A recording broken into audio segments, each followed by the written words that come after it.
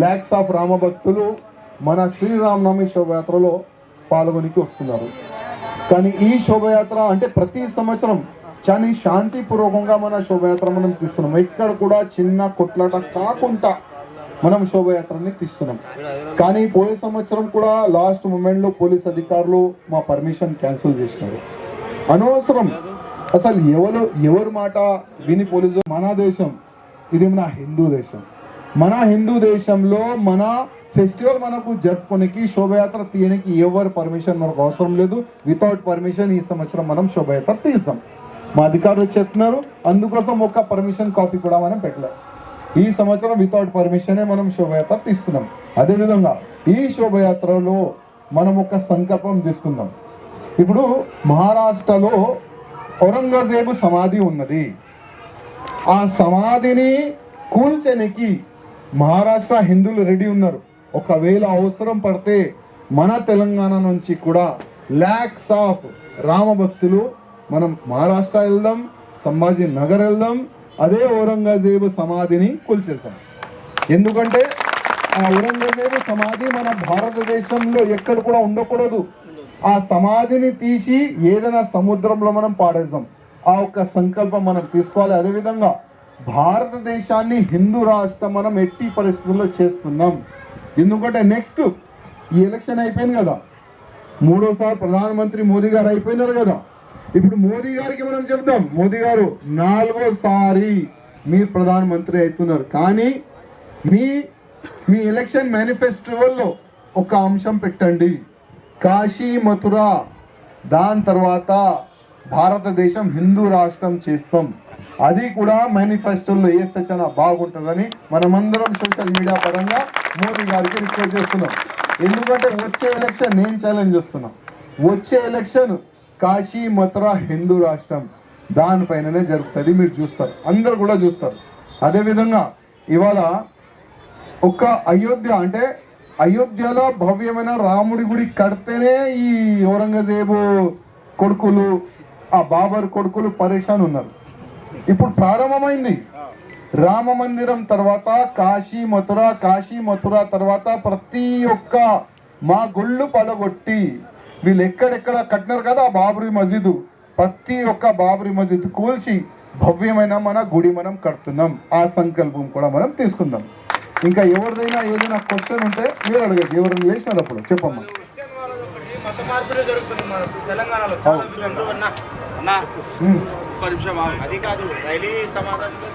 చెప్పు. राजा भाई हर साल अपने रैली में जो छत्रपति शिवाजी महाराज की मूर्ति रहती है, उसके साथ मैं ये भी चाहता हूँ कि गुरु गोविंद सिंह जी की और महाराणा प्रताप जी की मूर्ति आप लगाए तो अच्छा रहेगा हमारे लिए। गुरु गोविंद सिंह जी की कहीं पर भी मूर्ति नहीं बनी हुई है और लगा भी नहीं सकते वो। बैनर रहेगा तो भी चलेगा।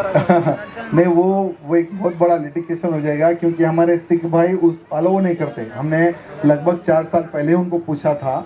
4 साहिबजादे गुरु गोविंद सिंह जी के 4 बेटे जिन्होंने धर्म के लिए अपने प्राण दिए, ऐसे महान व्यक्तियों की प्रतिमा हम लोग लगाने का विचार कर रहे थे, लेकिन बहुत सारे लोगों ने कहा नहीं भाई साहब, बोले तो वो चीज़ को हम लोगों ने साइड रख दिया था।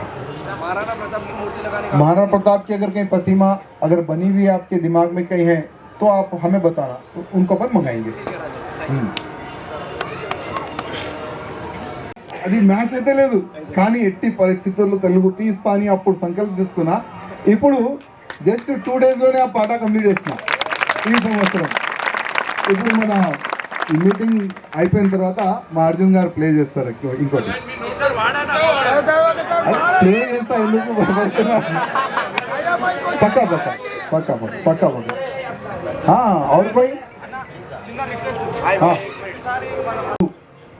2014 కైనా ముందు విదేశాల నుంచి చాలా ఎక్కువ డబ్బులు వచ్చేది మన భారతదేశంలో కన్వర్షన్ గురించి. కానీ 14 తర్వాత ప్రధానమంత్రి మోదీ గారు ఏం చేస్తున్నారంటే అన్ని విదేశాలు ఫండ్ భారతదేశంలో వచ్చి మొత్తం బ్రేక్ చేసినారు. దాదాపు 70% కన్వర్షన్ ఆగిపోయింది. కానీ ఇంకా 30% కూడా నడుస్తుంది. దాన్ని కూడా ఆ పనికి మనం ఈ శోభయాత్రలో మాట్లాడదాం. नवीन नवीन पीछे, नवीन को क्या करेंगे, डीजे के वहीं खड़े करेंगे, किसी को ऊपर नहीं चढ़ने देने के लिए। ఎందుకంటే ఆ మొత్తం చాలా హెవీ కరెంట్ ఉంటుంది దానిపైన మొత్తం. ఒక్క కార్యకర్తకి ఏదైనా అయితే అది బాధ అందరికి అవుతుంది. ఇప్పుడు ఆయన ఒక పాయింట్ చెప్పిండు, పోలీసు వాళ్ళు దారి చూస్తున్నారు మన శోభయాత్రని ఎట్లా ఆపుదాం. ప్రతిసారి వాళ్ళు చాలా ట్రై చేస్తారు, కార్యకర్తల్ని దొబ్బుతారు, కార్యకర్తల్ని కొట్టడానికి పోతారు. కానీ అదృష్టం ఏంటంటే మా కార్యకర్తలు కూడా అర్థమైపోయింది వీళ్ళు కావాలని చేస్తున్నారు, అందుకోసం కార్యకర్తలు రియాక్ట్ కారు. కార్యకర్తలు కూడా అర్థం చేసుకొని కార్యకర్తలు దానికి సంలాంచుకుంటారు. ఇంకోటి, ఇప్పుడు డీజే వెనుక నాకు కొద్ది కార్యకర్తలు మెయిన్ కార్యకర్తలు కావాలి. మీరు పవన్ గారు ఒక మంచి టీం మీరు తయారు చేసుకుంటే బాగుంది. ఎందుకంటే వేరే ప్లేసెస్ నుంచి కొంతమంది వస్తారు, దాంట్లో కొంతమంది జిల్లా పురుగులు వస్తారు, అదే అంటారు కదా, వాళ్ళు కావాలని ఏదో ఒక డిస్టర్బ్ చేయడానికి ప్రయత్నం చేస్తారు. వాళ్ళకి ఆపానికి మనకు ఒక టీం కావాలి.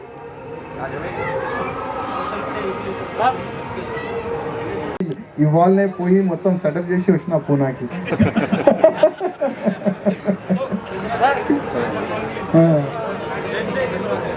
లే ఒక పని చేయండి, మా యూట్యూబ్ కార్యకర్తలకి అందరికీ రిక్వెస్ట్, ఇప్పుడు 6th వరకు అయితే లేజర్ లైట్లు చాలు కాదు, మనం 6 తర్వాతనే స్టార్ట్ చేస్తాం.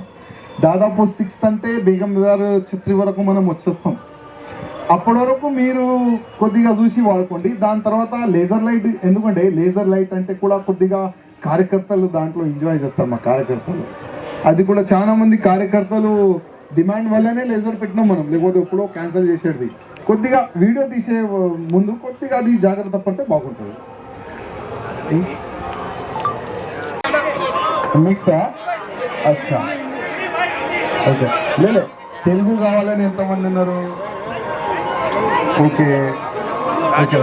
హిందీ కావాలని ఎంతమంది ఉన్నారు?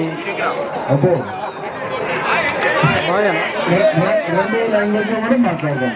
ఓకే, फर्स्ट हिंदी में स्टार्ट करता हूँ. हर वर्ष की बात ही इस वर्ष भी श्री रामनवमी शोभा यात्रा इस वर्ष 6 अप्रैल के दिन आ रही है मेरे मित्रों. 6 अप्रैल यानी संडे. ये हमारे लिए एक बहुत ही अच्छी बात है कि भगवान श्री रामचंद्र जी इस बार रविवार के दिन जन्म ले रहे हैं. तो इस वर्ष और भी राम भक्त आने का अंदेशा है, क्योंकि बहुत सारे जो जॉब करते हैं फैक्ट्रियों में हो या अलग अलग सेक्शन में हो, तो उनको छुट्टी नहीं मिलती थी. तो इस बार संडे रहने के कारण, रविवार रहने के कारण बहुत बड़ी संख्या आने का भी अंदेशा है.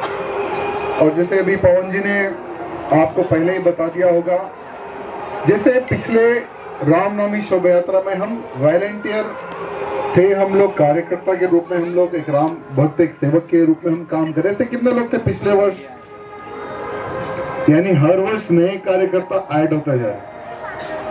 तो चलो, जितने भी जो नए कार्यकर्ता ऐड हुए हैं उन सभी कार्यकर्ताओं को बस एक सूचना है. 5 तारीख के दिन जैसे पवन जी 2 बजे बोले, लेकिन हम लोग 12 बजे मिलने का प्रयत्न करेंगे. 12 बजे आप आएंगे तो साथ में भोजन भी हम लोग करेंगे और पूरी व्यवस्था करेंगे. जैसे 4 से 5 6 व्हीकल रहती है, मूर्तियां रहती है, प्रतिमाएं भगवान रामचंद्र जी की और दूसरी उन सभी को हम लोग ठहर कर सजाने का काम करेंगे. और रात का भी भोजन साथ में ही होगा.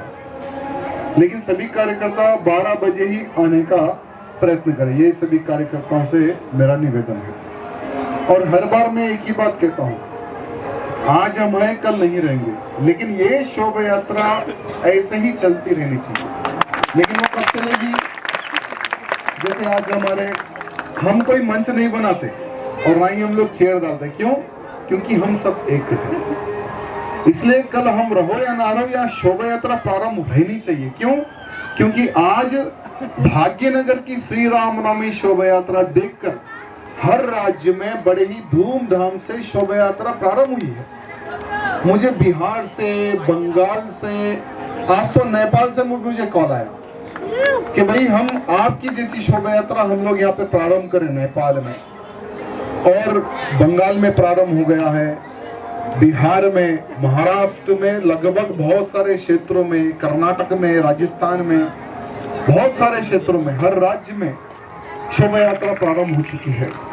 तो ये जो श्रेय जाता है ना, ये सब आप लोगों पर जाता है, क्योंकि हर बार मैं क्या कहता हूँ, यहाँ जो शोभा यात्रा जो निकलती है केवल एक व्यक्ति नहीं, हम सब लोगों की शोभा यात्रा है। इसलिए मैं हर बार सभी कार्यकर्ताओं को भी कहता हूँ, सभी को हम इन्वाइट भी जो करते हैं ना, हम सबकी बोलते ये जो शोभा यात्रा निकलती है हमारे राम भक्तों द्वारा निकलती है, और ये हमारे पूरे कार्यकर्ता ही शोभा यात्रा निकालते हैं।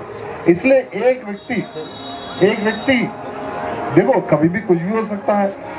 तो यहाँ शोभा यात्रा हमारे मंच पे जितने भी अधिकारी गण हैं उनको भी मैं आज बताना चाहूंगा, रहो ना रहो कोई नहीं, लेकिन ये शोभा यात्रा रहनी चाहिए। ये शोभा यात्रा ऐसे ही कंटिन्यू रहे। तो थोड़ा आप भी अगर डीजे नहीं लगाएंगे तो ठीक रहेगा। तो हम उनके अधिकारियों को कहे, हम बोले कि डीजे पर प्रतिबंध किस कानून के तहत आप लोग लगा रहे हैं? तो उन्होंने कहा कि सुप्रीम कोर्ट का कानून है।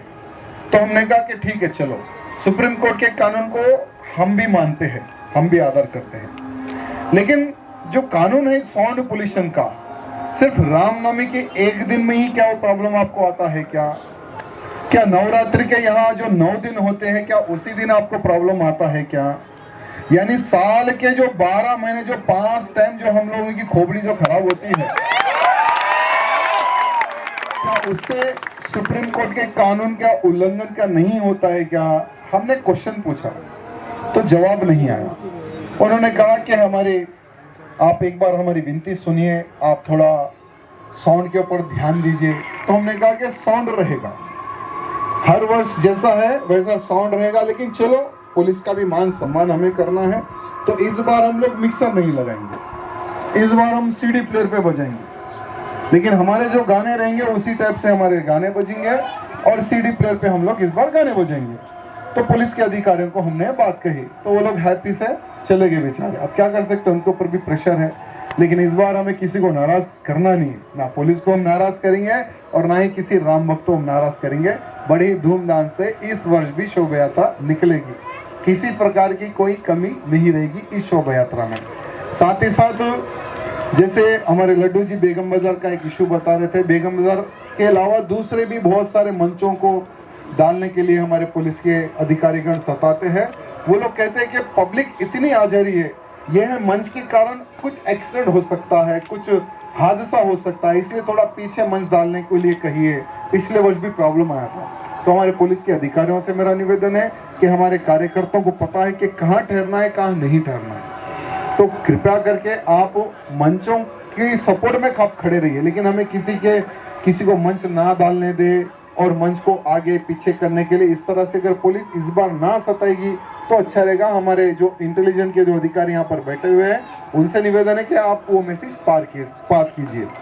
साथ ही साथ जैसे बहुत सारे हमारे राम भक्त इस शोभा यात्रा में आते हैं, तो 3 ऐसी जगह हैं जहाँ पर हमारे राम भक्तों को ढकला जाता है, जैसे पुराना पुल और बेगम बाजार छतरी और गौलीगुड़ा, वो राउंड एक सर्किल है, वहाँ पर हमारे कार्यकर्ताओं को ढकला जाता है। तो हमारे पुलिस के अधिकारियों से निवेदन है कि हमारे कार्यकर्ताओं को ढकलने की आवश्यकता नहीं है, हमारे कार्यकर्ताओं को पता है कहाँ पे रुकना है, कहाँ पे आगे बढ़ना है। और जैसे पुलिस के अधिकारियों ने कहा कि जल्द से जल्द शोभा यात्रा को आप आगे निकालना है, तो हम तो तैयार हैं। हम तो हर वर्ष 11 बजे ही पूरा प्रोग्राम हम लोग रेडी करके रखते हैं, लेकिन बीच में कुछ लोग गाड़ी लगाकर खड़े हो जाते हैं। वो शोभा यात्रा निकलने के बाद में हमारी शोभा यात्रा को पुलिस वाले ही लेट कर देते हैं। तो इस बार हमने कहा कि अगर हमारा रास्ता अगर क्लियर रहेगा तो हम लोग सबसे पहले ही शोभा यात्रा को निकाल देंगे, ऐसा पुलिस के अधिकारियों को भी कहा गया है। लेकिन सबसे अच्छी बात यहाँ है कि आज भगवान श्री रामचंद्र जी के आशीर्वाद से 2010 में यहाँ शोभा यात्रा प्रारंभ हुई थी और लगातार निरंतर शोभा यात्रा बढ़ते जा रही है। यानी भगवान श्री रामचंद्र जी के प्रति भक्ति भावना किस प्रकार से बढ़ रही है, यहाँ आप सब लोग देख रहे हैं। और यही शोभा यात्रा में इस वर्ष जैसे भगवान श्री रामचंद्र जी ने एक अहंकारी रावण का वध करने का एक संकल्प लिया था, वैसे ही इस शोभा यात्रा में जितने भी जो राम भक्त रहेंगे, हम सबको मिलकर एक संकल्प लेना है पहला संकल्प होगा कि संभाजी नगर में जैसे छत्रपति शिवाजी महाराज तो ऐसे एक शूरवीर थे, अगर शिवाजी ना होते तो आज भारत में कोई हिंदू ना होता। तो ऐसे हमारे छत्रपति शिवाजी महाराज के पुत्र संभाजी महाराज जी को 39 डेज तड़पा तड़पा कर उनकी निर्मम किस प्रकार से हत्या की गई है, आज पूरा भारत का हिंदू देख चुका है, समझ चुका है छावा मूवी के माध्यम से। और आज हम यही शोभा यात्रा में एक संकल्प लेंगे कि हर वो राम भक्त को, जैसे मैं महाराष्ट्र में भी कह के आया हूँ कि हमारे मुख्यमंत्री जी को हमने बोला है, क्योंकि मुख्यमंत्री जी और एकनाथ शिंदे जी डिप्टी मुख्यमंत्री जी ने कहा कि हम औरंगजेब की कब्र को तोड़ेंगे, तो हमने उनको कहा कि सिर्फ तारीख और जगह बता देना, कितने लाख, हमने कहा कि सिर्फ तारीख और जगह बता देना, कितने लाख कार्यकर्ता चाहिए, फौड़ा लेकर हम पहुंच जाएंगे। जैसा हमने कहा तो एक पार्टी का एक एमएलसी, एक कोई की नालायक एक एमएलसी है, उसने कहा कि हमारे महाराष्ट्र के नौजवानों को भड़काने का प्रयत्न ना कर राजा सिंह, अगर खबर उखाड़नी है तो तेरे बेटे को लेकर आ जा फौड़ा लेकर। तो नालायक को पता नहीं है कि अब हमारा बेटा छोटा नहीं बहुत बड़ा हो गया है, वो औरंगजेब की भी खबर भी खो देगा, अगर समय पड़े तो तुम्हारी भी खबर खोद देगा। तो अभी एक माहौल बन चुका है।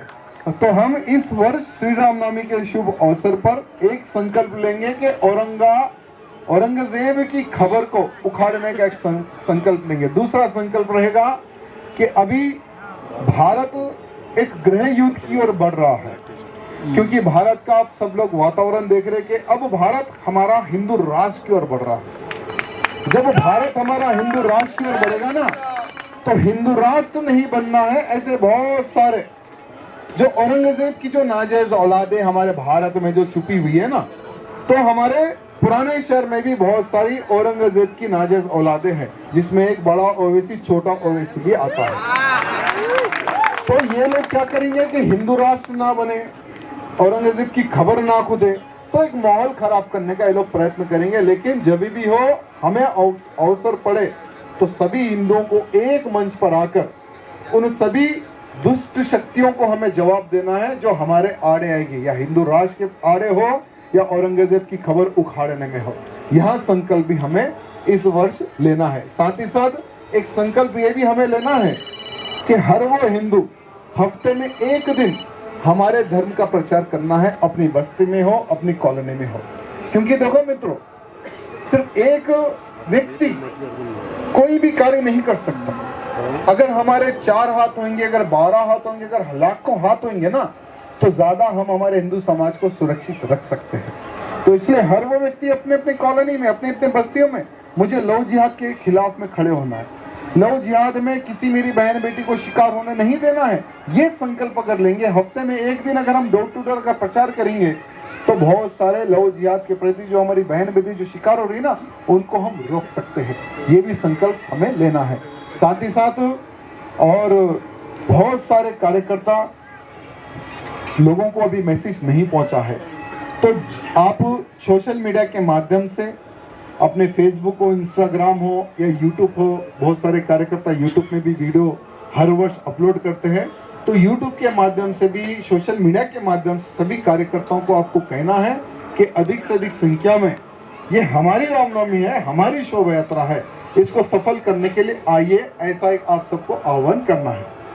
और अगर किसी का कोई क्वेश्चन है तो मैं आंसर दूंगा। जैसे इस वर्ष, पिछले वर्ष का आप लोगों का अनुभव होगा, जो छोटी मोटी जो गलतियां होगी उसको हम किस तरह से सुधार सकते हैं, उस पर भी, उस विषय भी हम लोग चर्चा कर सकते हैं।